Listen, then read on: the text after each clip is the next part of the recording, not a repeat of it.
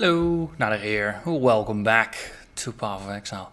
We're playing in the Harbinger League as a solo self-found Dark Pact and Necromancer.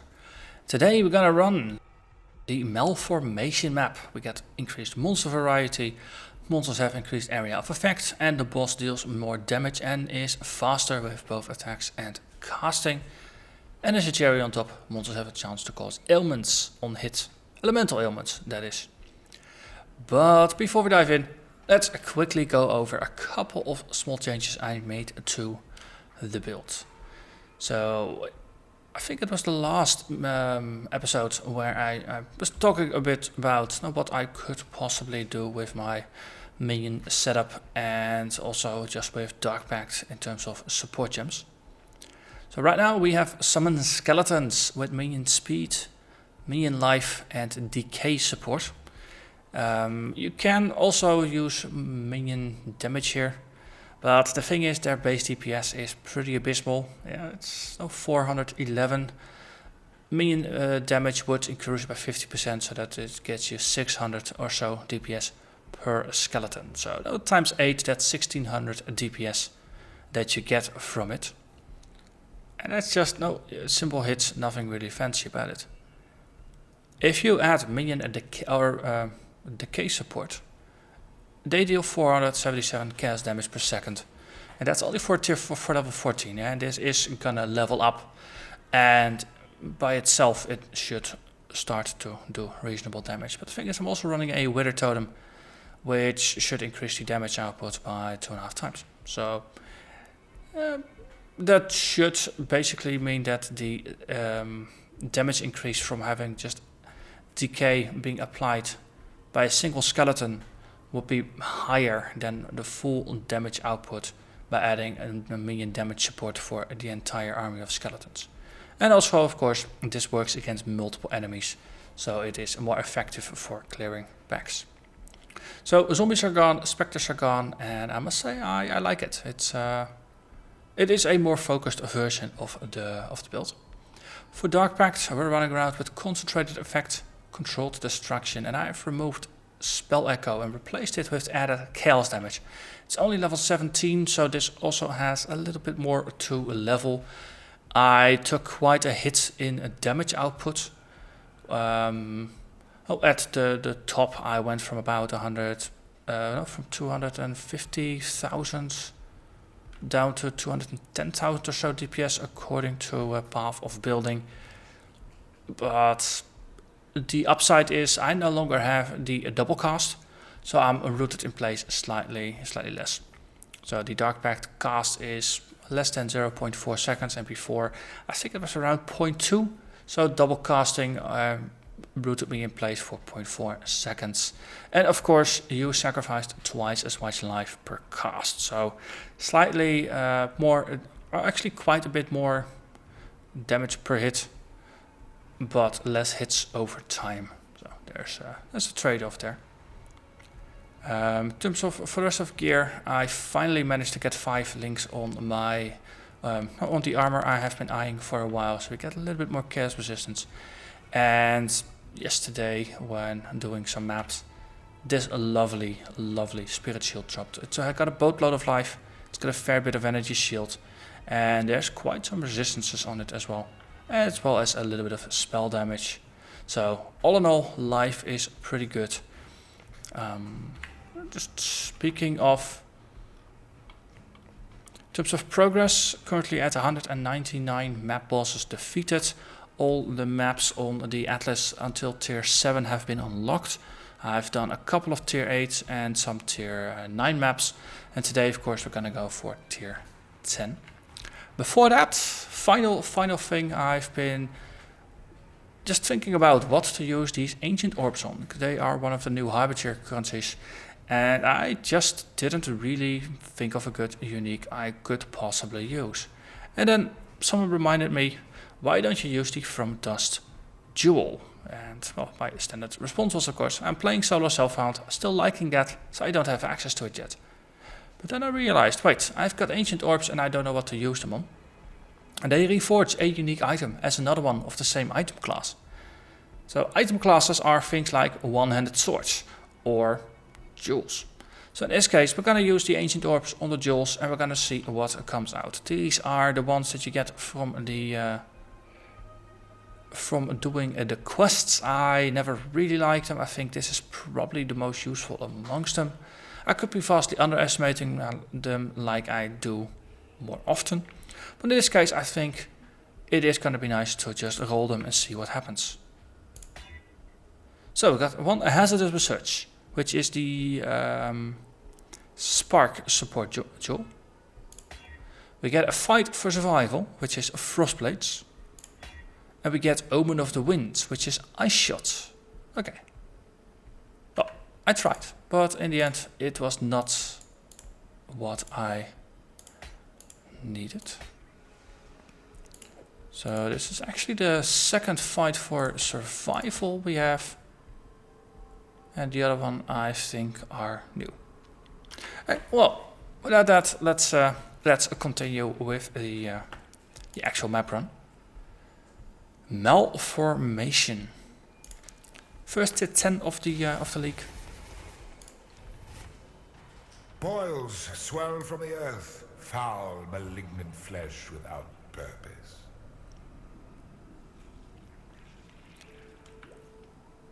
Okay. Definitely has a Bellow the Beast feel. According to the wiki, the boss for this map is gonna be Piety from the Belly of the Beast.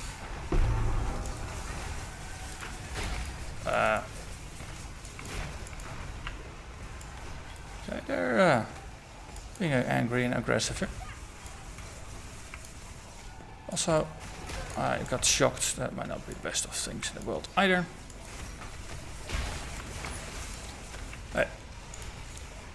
Trying to stay at a distance that you don't see much of the fight. If you get too close though, then you got hit square in the face. That's not really a good deal, I must say.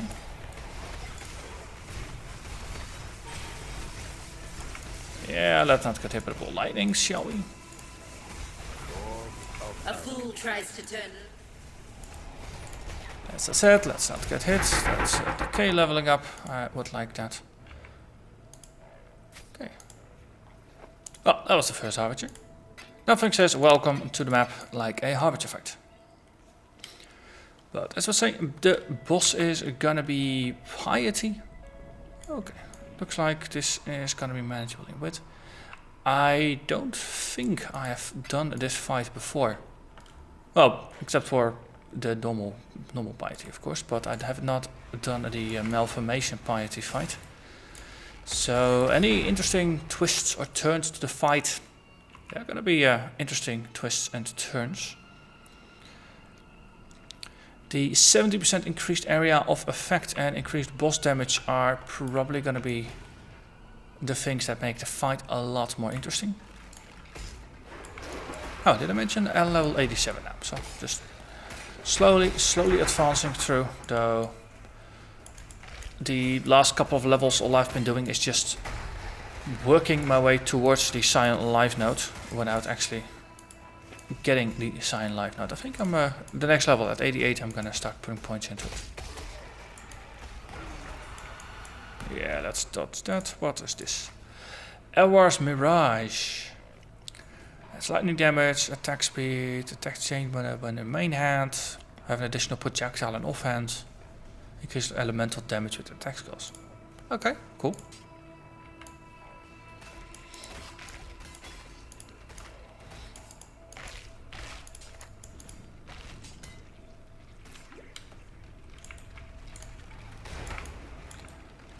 Guess the unique could be useful for something like a Wild Strike, which has both projectiles and chaining and AoE.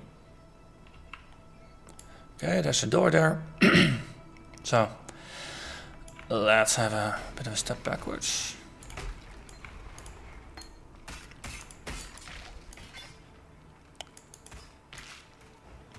Not quite sure if that's going to be not the end of the map or just a gateway to a next part of the map. Oh. We find ourselves here with a trial.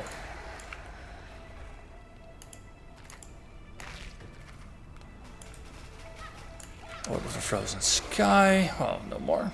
So, Piercing Truth. That's the very first one. As you see, I got 5 out of 6 trials. So far I've done every trial I could get my hands on. And I think I got about 10 of the statues now. So I've done on average I've done every trial twice. Okay, so the map is just pushing over into this area while there's also a door there. I think we're just gonna go to the door and we'll see. I'll keep the trial for later. I think I might have actually done this one already in one of the episodes. And no, but also be talking a bit about the build. I don't think I wanna heap another trial on top.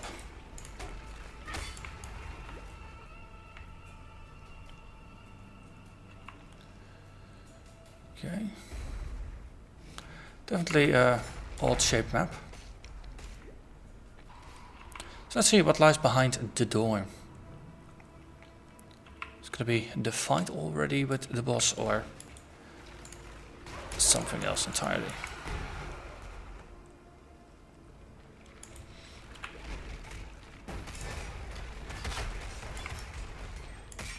Bowels of the beasts. Oh, there's plenty of monsters in there. Something tells me I probably want to have a portal out here. Let's see. That's by alright. Bit larger AoE, so there's a good chance. Oh, it's 70% increased area, but not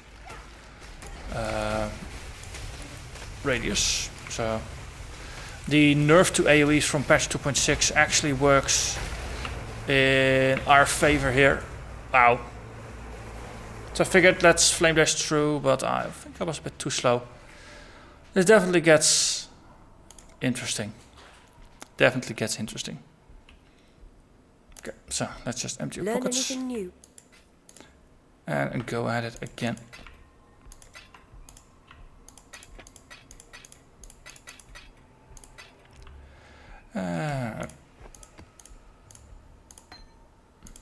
Okay.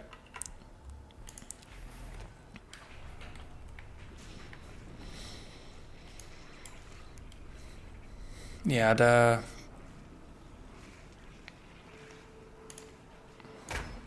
AoEs are definitely gonna make it interesting.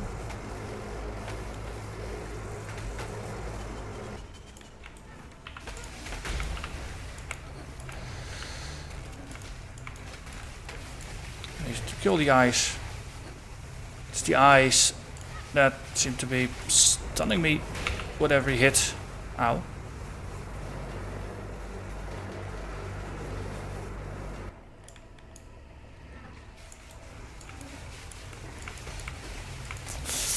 Okay, so the downside to the eyes respawn.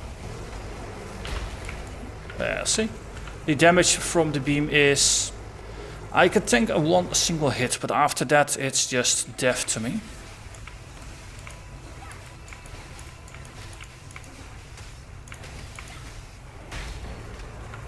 And then it's time to run!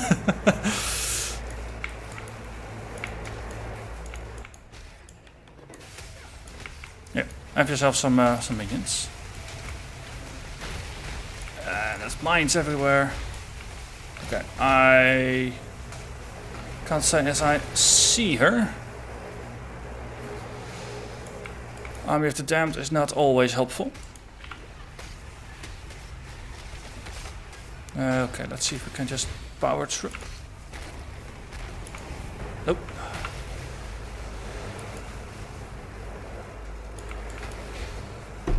And there we are. Whew. So, her beam is very, very much souped up compared to the normal encounter. Which, well, it hurts. Could be that there's a very large physical component to it. Yeah, It combines very nicely with all the degen and stuff, of course. The increases to my gear have definitely helped me become a bit more tanky. It's over 6,500 points of life and energy shield, and of course mana on top. That makes it 7,500 effective health. As long as my energy shield is up, I lose 3.5. If there's not, so then there's only 4,000 life remaining, or effective health, I should say.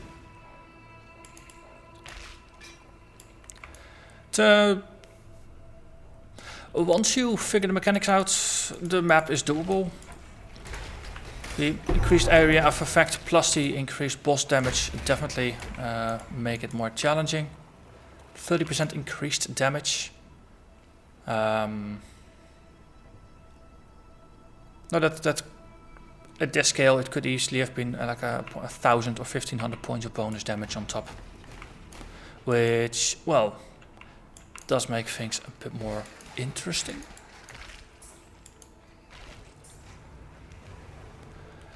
Okay, but yeah, so as far as I can tell, only a single boss fight, or a single boss in the fight. So what now remains is just a clearing of the map and seeing if there's anything else.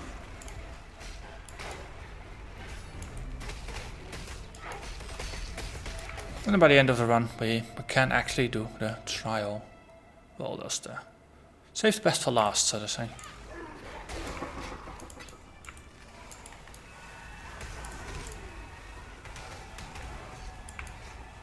But yeah, so far I do like this different style of playing. Less minion focused, more damage focused. Another thing that eventually just made the decision was that the minions are simply not tanky enough. Skeletons just, or the zombies just keep dying.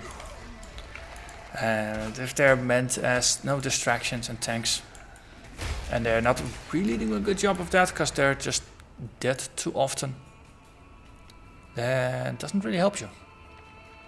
And if they don't help you, then why are they in the build? At lower levels, no, zombies are sturdy compared to monsters, and then it's alright. At maps, especially once you start doing maps with like 2 or 3 different damage modifiers, things get more dicey. And in this setup, the zombies simply don't have the tank power. Most Harbinger fights, you simply end up having to resummon them. Now you might as well just focus on resummoning a single kind of monster.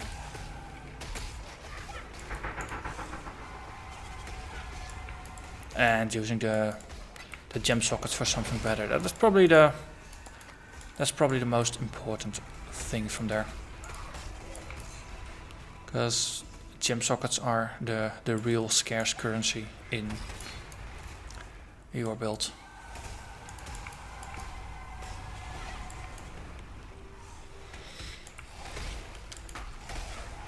That said, I actually have been eyeing replacing one of my rings with one of those rings with a hole in it, and one of the unset rings.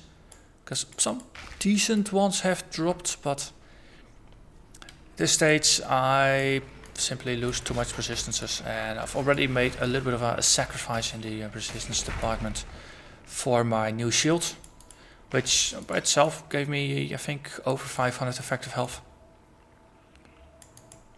But the price I paid is that my overcapped resistances, at least for yellow maps, are now reduced. I'm still maxed out for cold and for lightning, but my fire goes down to 74% when I have a elemental weakness map, rather than being maxed out. So for red maps, that's going to be another 5% on top, so it's going to take me down to 69. So I do need to get a little bit more fire resistance from somewhere. But every once in a while I do get a nice item drop. Just a matter of playing quite a bit. And as I say, this should have been my 200th map boss that I've defeated. So some maps are twin, some naturally have multiple bosses. So the actual number of maps I've run, probably closer to somewhere between 150 and 180. But still, that is more maps than I run in most leagues. And it is nice every once in a while to just sit down for a couple of hours and just run maps. I think we have a Congo here. I think the lava puddle gave it away.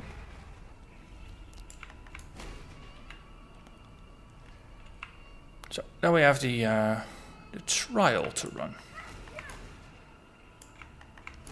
Might as well do that while recording the episode, contrary to what I said before. Let's just put all of these things away.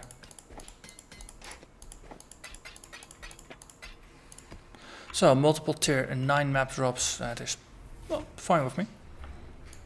Don't always have to get a tier 10.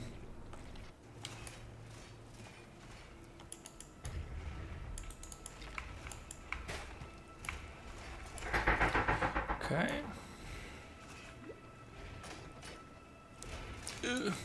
Safe haven. Despite that being where the things are. It's been a while since I ran this one. All the spike traps.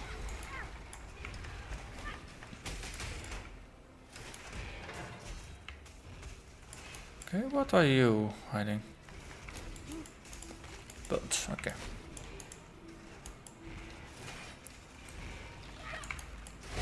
Ow, slightly too slow.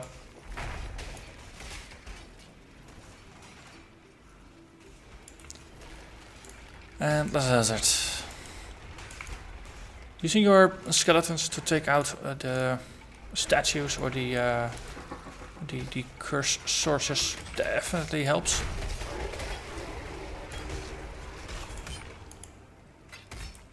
The curse fonts are. Not quite sure what the proper name is for the things that put temporal chains down and things like that. But well, those things. Let's see. 78. Ah, this makes this a tier 11 equivalent. So of course that means the item level of loot you find here is gonna be pretty decent as well.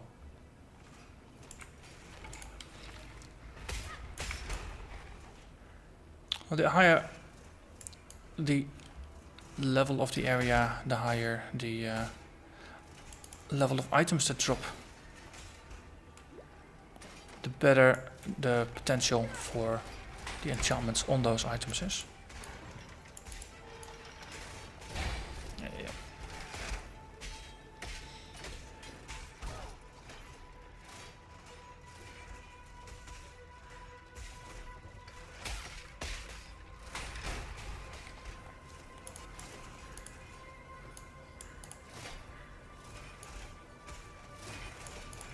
Okay, that's a times crank.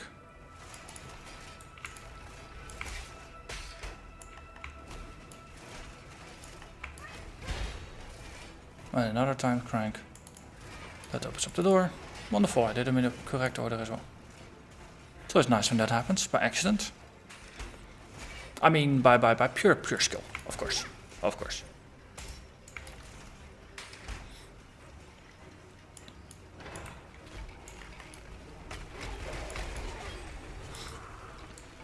Yeah, the casting without the spell echo, it feels a little slower.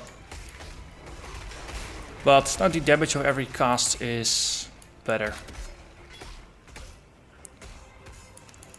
And as I said, the price and life is better. So your skeletons survive longer if you're chain casting on them.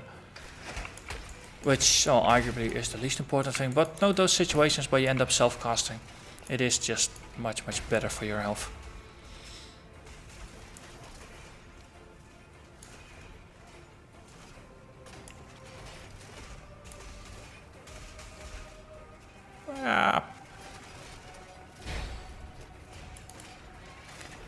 Okay, and we just run out with this. Yep.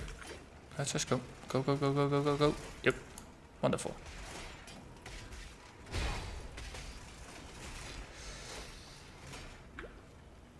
Yeah. And another door, or lever I mean. One door full.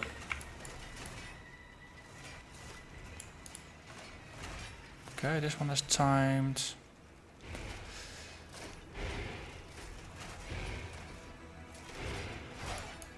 Yeah, there we go. Got skewered once, that's alright. Happens. Those things happen. And I think that is gonna be another statue. Unless I'm mistaken, this is not the end room.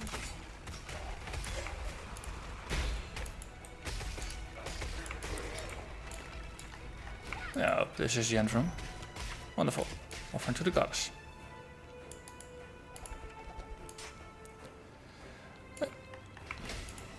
And let's portal out of here.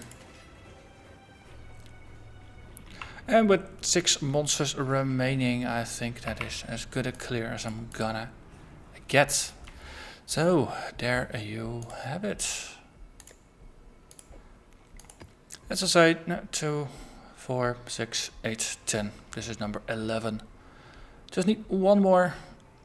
Then we have 12. Would be nice if that is gonna be the one I'm missing. Managed to pick up a unique tier 12 map, Death and Taxes. This one has quite a reputation. I've never played it. The boss that gives 100 times increased experience sounds lovely, but something tells me this is going to be a rather gnarly one. So I'll wait until we've at least done the tier 12 maps before diving in, just to not get in too much over my head. But well, with that said, we have cleared our first tier 10 map. And then I suppose excavation and undersea map are gonna probably be the next ones to look for, tier 11. So that's gonna be red maps. But for now, simply gonna thank you very much for watching. And I hope to see you again next time. Bye bye.